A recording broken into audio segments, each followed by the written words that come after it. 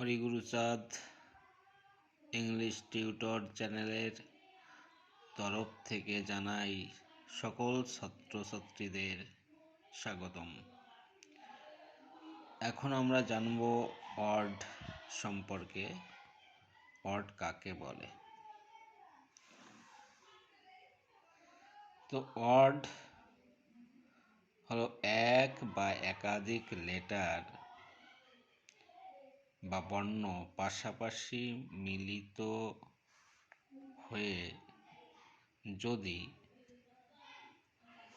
একটি অর্থপূর্ণ সাউন্ড বা শব্দ তৈরি করে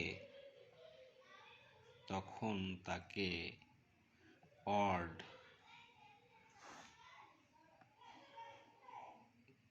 বা শব্দ বলে।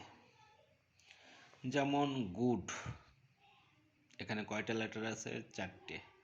জি ও ও ডি, এই 4টে লেটার মিলে একটা সাউন্ড তৈরি হয়েছে গুড, যার একটা অর্থ রয়েছে ভালো। তারপরে ক্যাট, CAT, 3টি লেটার মিলে একটা সাউন্ড তৈরি হয়েছে ক্যাট, যার মানে বিড়াল। EAT, ইট, এই ইট 3টে লেটার মিলে একটা সাউন্ড বা শব্দ তৈরি হয়েছে ইট, যার মানে খাওয়া। BAD, ব্যাড, BAD, এই 3টে লেটার মিলে একটা সাউন্ড তৈরি হয়েছে ব্যাড, যার মানে খারাপ। DOG, ডগ, 3টে লেটার মিলে একটা সাউন্ড তৈরি হলো ডগ, যার মানে কুকুর, ইত্যাদি। এখন আমরা আসবো সেন্টেন্স কাকে বলে। সেন্টেন্স বাক্য এক বা একাধিক ওয়ার্ড বা শব্দ পাশাপাশি মিলিত হয়ে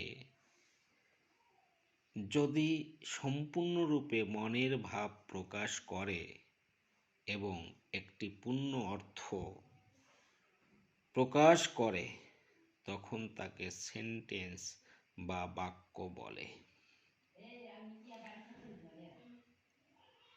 সেন্টেন্সকে অর্থের দিক দিয়ে 5 ভাগে ভাগ করা যায়। যেমন অ্যাসার্টিভ সেন্টেন্স মানে বর্ণনামূলক বাক্য, ইন্টারোগেটিভ সেন্টেন্স মানে প্রশ্নবোধক বাক্য, ইম্পেরাটিভ সেন্টেন্স মানে অনুজ্ঞাসূচক বাক্য,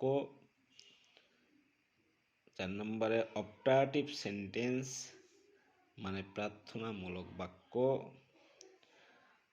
শেষে 5 নম্বরে এক্সক্লেমেটরি সেন্টেন্স মানে বিস্ময়সূচক বাক্য।